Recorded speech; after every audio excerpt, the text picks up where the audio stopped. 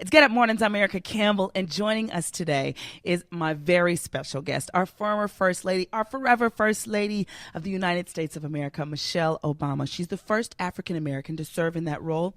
She helped create the most welcoming and inclusive White House in history, while establishing herself as a powerful advocate for women and girls around the world. Her new book, Becoming, is available now. She's with us today to tell us all about it. Good morning, Michelle Obama. Good morning. Good morning.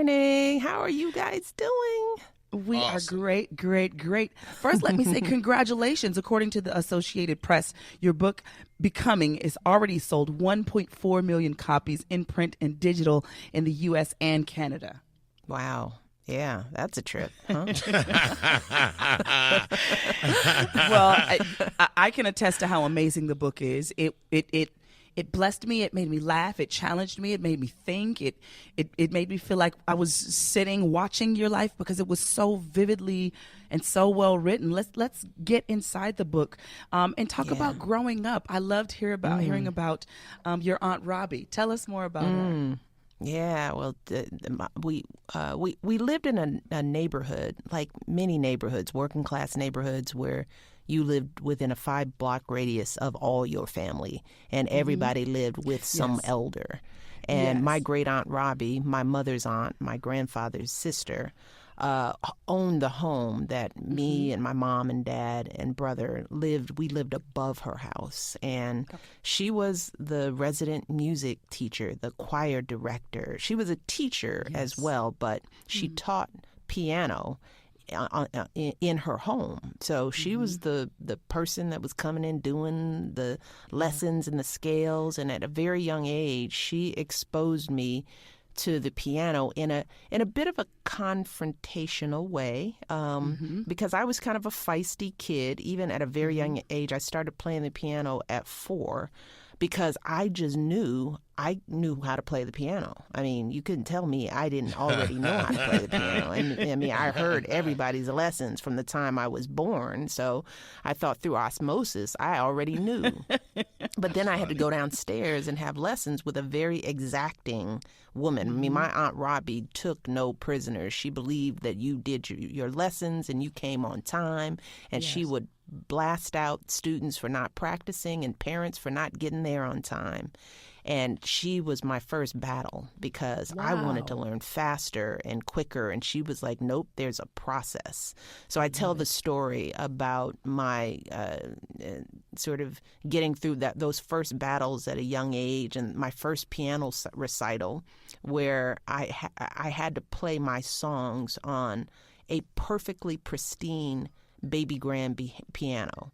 Wow. Which I had never seen a pristine piano before, because the piano in Aunt Robbie's house was an upright with those sort of chipped keys and discolored. It was like a second, third-hand piano. Yeah. And going to that recital, and for the first time realizing that there was perfection out there that I didn't even know, that I had been learning how to play all my songs on broken keys. I didn't even know you could play on beautiful, pristine keys. So I tell that story as a way that part of my becoming journey was figuring out that there are all these, that many kids like me grew up just, doing what we could with what we had. And not knowing that there was better out there, but discovering that better was out there, and how unequal life can be for kids like us.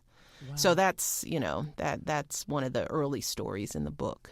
That's one of my favorite parts of the book. It's just so impactful. We are talking to our former First Lady, Michelle Obama. She's a special guest this hour. Her new book, Becoming, is available now wherever books are sold. When we come back, we'll talk about her mom and dad and their relationship. More with Michelle Obama up next on Get Up Mornings.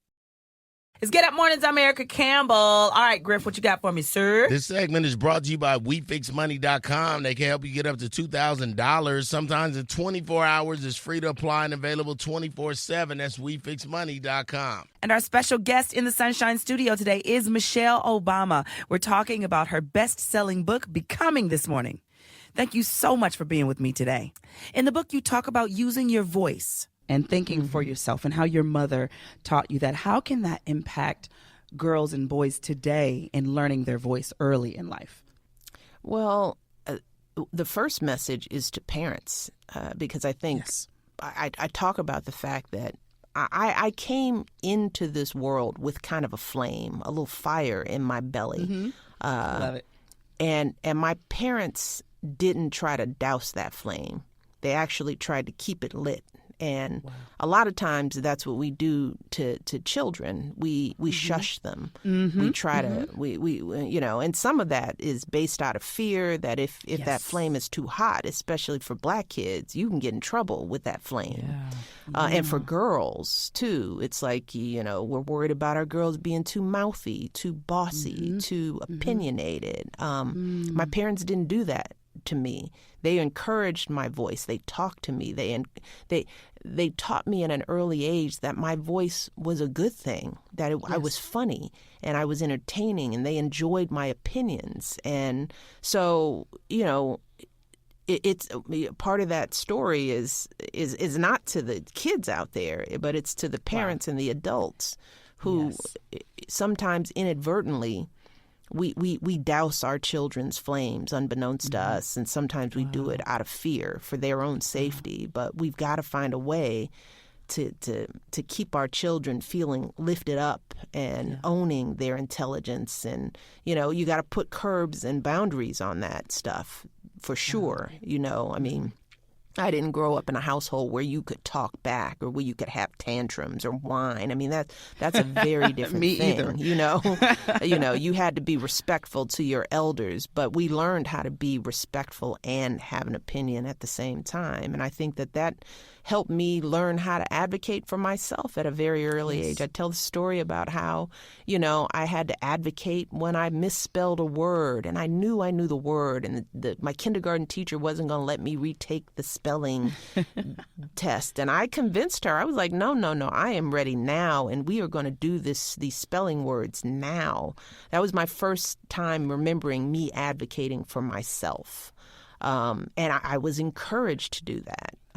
So I think it's incumbent upon us as adults to think about how we are helping our children find and sustain their voices at an early age.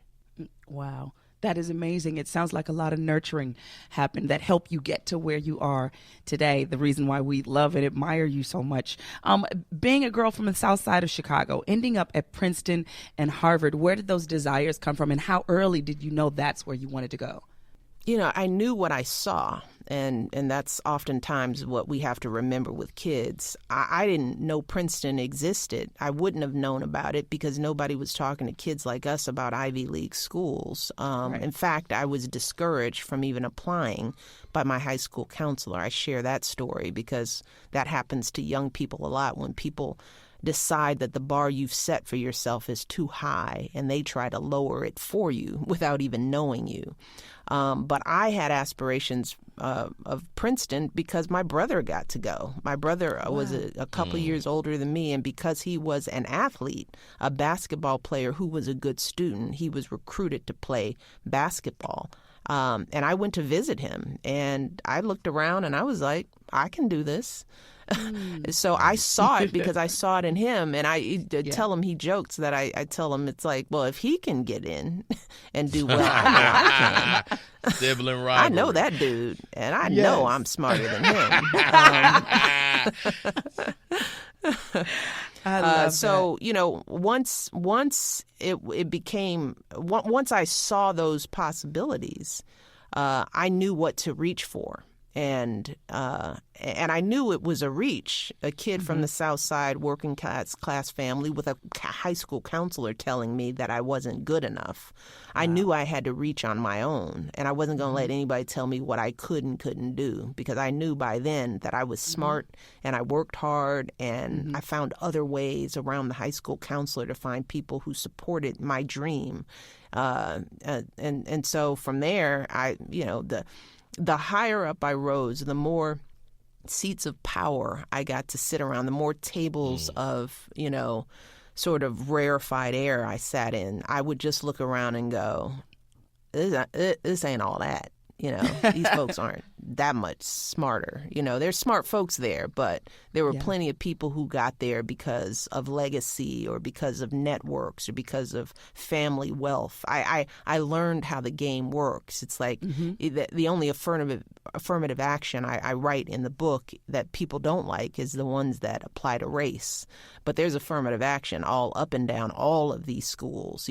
People get into these top schools because they're athletes or they're musicians or because their fathers went there or because somebody made a donation, and that is the right of any school to diversify its student body. But so let's not get all crazy when kids are brought in because they come from urban communities or they're poor or they don't have the chances.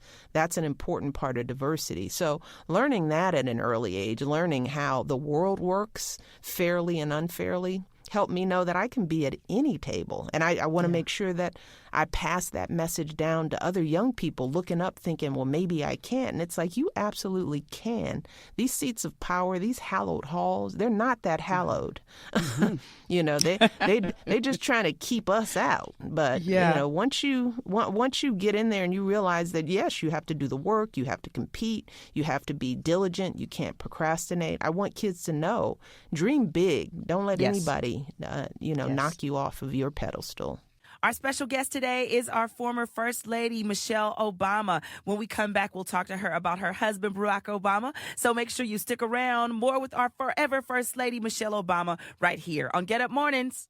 It's Get Up Mornings. I'm Erica Campbell, and I'm so excited to have Michelle Obama with us today. Make sure you pick up her book, Becoming, wherever books are sold. Now, Michelle, we know so much from watching you and Barack and your story. We watched the movie. In your book, you talk about allowing yourself to feel anything. There's a lot of women who are in power and in business, and they draw these lines. And there may be somebody that they work with, that they encounter, and could possibly have a relationship.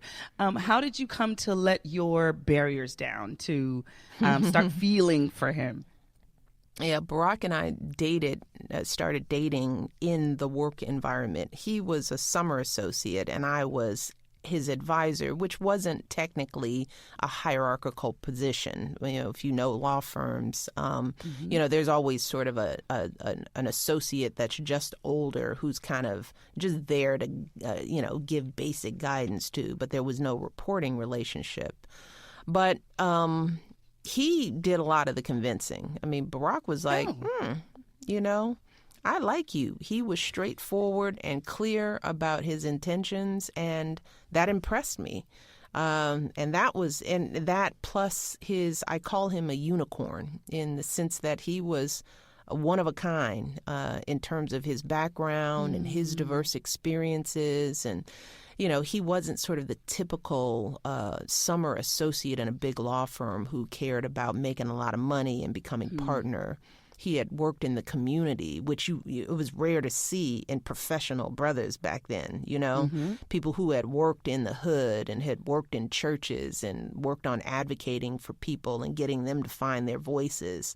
I was just intrigued, and I was more intrigued by him than I was worried about what work folks thought. And he was the kind of guy, he's like, well, forget this. He's like, I can work anywhere.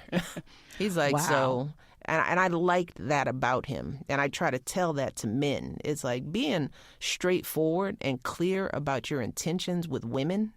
Yes. Not game playing. Can we get an amen on that? Amen. No, that's amen.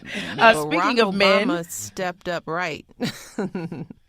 Griff, do you have a question? Yes, I don't know what to Obama? call her though. Like Miss First Lady, like what?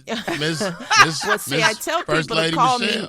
I tell people to call me Michelle, but then they get all uncomfortable with it. So Oh no, I'll call you Michelle. You can call me Michelle. Yeah, Michelle. I like that too. Michelle. Yes. You set the bar for being a strong black woman in every aspect, and right now, as you transition from being First Lady of the United States back to being a private citizen, the celebrity seems to be shifting to you right now. Are you comfortable with this? We've been in the spotlight for a while under the harshest, brightest light there is, not just in this country, but around the world. So there is a certain level of, okay, that we've been in this space. But for me, what will make me comfortable in it is that there's a purpose to all of this. Fame for fame's sake, money for money's sake. Barack and I have learned that that's all fleeting. Wow. So my hope is that if I'm going to have this spotlight, then I got to use it for something that is of value. I could have written any book and it probably would have sold simply because I'm the first, right? And people are curious. Yeah. But it was important for me to write a book that could be impactful to others in a way. This arena tour I'm doing isn't about just selling books. It's really about how can we create a conversation among us and tie and dig deep into ourselves to find our stories and to get more comfortable with our voice. And I just view that I am just a conduit of a bigger message. And as long as I am thinking along those terms about the purpose of all this and it being a purpose bigger and greater than me, then I'm okay with it. But if this is just about, I love Michelle, that's fine. I can go away and be gone forever. But if this is about, let's look inside. How do we help other children, that next generation, find their voice? How do we start breaking down some of these walls around race and gender and nationality, stuff that doesn't matter, who we are, there's so much inside of us. That's what connects us. It's those stories and those memories. And I just hope that we get over a lot of this stuff and start sharing our real stories with each other, because it's harder to hate up close. That's something I've said in this book, and I want people to take away. We have to know each other.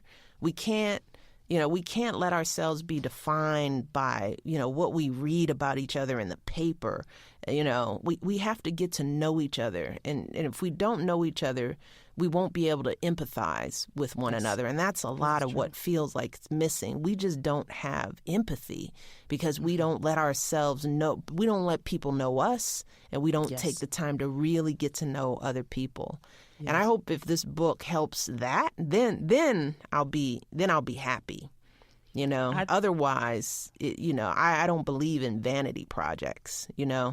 Life is too short, and there's too much work that needs to be done. We're talking to Michelle Obama today on Get Up Mornings. And when we come back, I've got one more question about Barack. And we'll also talk about her daughters, Sasha and Malia. More with our forever First Lady, Michelle Obama, next hour on Get Up Mornings. It's Get Up Mornings. I'm Erica Campbell, loving Jesus and loving you. That's what we do all morning long. I hope you're feeling good today. Hope you got your mind right and your spirit right. We've been talking to our forever First Lady, Michelle Obama. Thank you so, so much for being with us today. But before we wrap up, one more question. I understand that Barack told you that you guys would have fun after all that you guys have accomplished and how many people you helped. Are you still having fun? We are. We're starting to find fun back in it. Look. Every day you wake up and you can read the paper and you aren't responsible for everything on the headlines. It's a fun day. Let me tell you. It's just like, it's like, well, that looks messy. Glad that's not something my husband's got to fix. I know that's right. Oh, that's and so we're on the verge of being empty nesters. We got one more to go. And so once we get that last one out the house, it's gonna be on. Will they really leave the house, or do you think they'll stay? Oh, no. They have to go. Right. Get them out. Yes. They have to become, y'all. You can't become in my house. You gotta go out and have your own becoming adventures. Exactly. I want them to experience life, do some things, try some of their theories out, Yeah. It's like they got theories on life. I would go out and try that, see how that works, and then come back and tell me about your theory.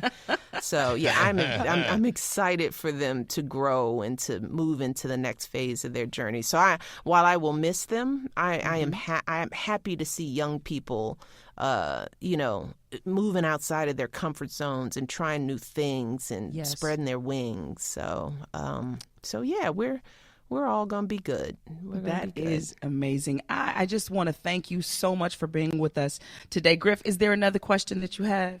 Oh, no, I'm good with Michelle. Michelle, you could go. You're so crazy. I love it. Well, it's an honor. Erica, I thank you for all that you've done for us, what you do for the world, your message, your spirit. You and your family have been teaching us. You've been doing what I hope this book will do. You understand putting yourself out there to be a light for others, possibly, that even the bumps and the bruises through it, it's worth putting it out there if somebody else can learn from it. And you've been doing that in spades. So thank you for that. Well, I am honored to talk to you. We are talking to our forever First Lady, Michelle Obama, and the book Becoming is available now. Thank you so much for being with us today. All right. Take care. Bye, Michelle. Take care. Bye. Bye-bye. Bye. Love you guys. Love you. Love you too. Give our love to the family. I will. Same here.